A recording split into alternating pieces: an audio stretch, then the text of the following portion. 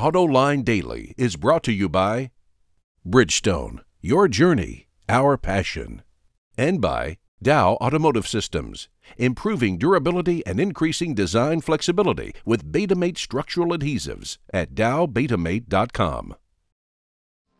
In today's show, Honda lashes out at how its competitors are running their business. Car sharing continues to catch on, and we rank the car companies by how much they spend on research and development. Now let's get to the news. Turns out automakers and consumers are not the only ones hurt when a recall is issued. Rental company Hertz lowered its financial forecast for the year, in part due to all the recalls in the United States. Rental companies are not obligated to have recalled vehicles fixed, but 2 years ago, Hertz and other companies agreed not to loan recalled cars until they are fixed. So with the record number of recalls this year, Hertz has not been able to keep up with demand. The company is also reeling from accounting issues, which are also damaging its financial results. We've heard of thieves hacking off catalytic converters to cash them in for all the precious metals that are inside. But have you heard that they're now attacking EV charging stations as well? Some thieves in Canada have been cutting off charging cables for the expensive copper wiring.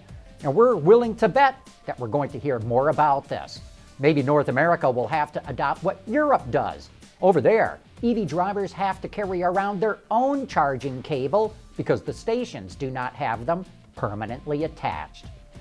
American Honda seems to be getting a little touchy about its downward slide in market share.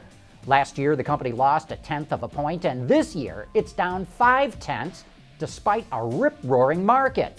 So yesterday, the company came out with its guns a-blazing. Speaking to reporters, company president John Mendel attacked his competitors who sell to subprime buyers, who offer extended car loans, and who sell vehicles to fleets. But let me give you a different perspective on this position. Attacking loans to subprime lenders is like saying, how dare you try to sell cars to people with lower incomes? We refuse to deal with them. Attacking extended car loans is like saying, how dare you try to make cars more affordable to people who need them? And attacking sales to fleet customers is like saying, how dare you make slightly lower margins with fleet sales to customers like contractors, corporations, governments, and rental companies. No one should try to sell any vehicles to them. So get off your high horse, Honda. Just because you refuse to do this does not make them bad business practices. You need to come up with a better excuse as to why you're losing market share in the hottest market that we've seen in years.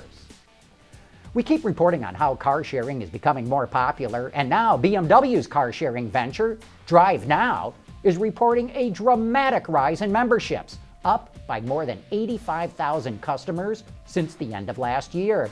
Makes sense to us. If you're only going to use a car for a short hop, why not get a cool one?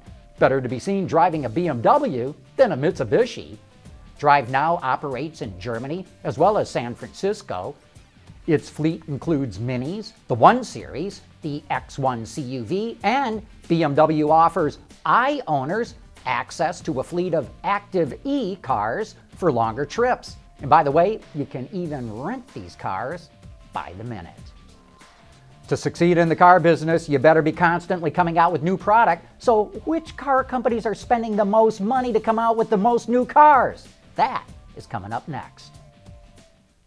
Dow Automotive Systems, driving solutions in automotive, commercial transportation, and aftermarket with innovative products like Betamate structural adhesives. Lighter, stronger, safer. dowbetamate.com. Car companies will not stay in business long if they don't spend the money to come out with shiny new cars, bristling with cutting-edge technology. That's why we dug through the annual reports of the largest automakers in the world to find out which ones spend the most money on research and development. Hyundai and Kia are not included because Hyundai still has not released its numbers for 2013. Come on, Hyundai, it's the middle of August for crying out loud. Anyway, here is what we did find. And while it's not surprising to see that Volkswagen is in the first place, it's amazing to see how much more it spends than anyone else. Last year, VW spent over $14 billion on research and development, which is $5 billion more than Toyota spent, and it spent about $9 billion. We think that's due to all the different brands that VW has to feed, but it's probably also due to the MQB platform strategy that is forcing it to redesign everything. Next up is Nissan Renault, which spent about $7.5 billion on R&D, barely beating out Daimler. GM poured about $7.2 billion into its efforts, which topped its crosstown rival Ford by about $800 million. The Blue Oval was followed by Honda, which spent $6.3 billion, and then comes BMW at just over $6 billion.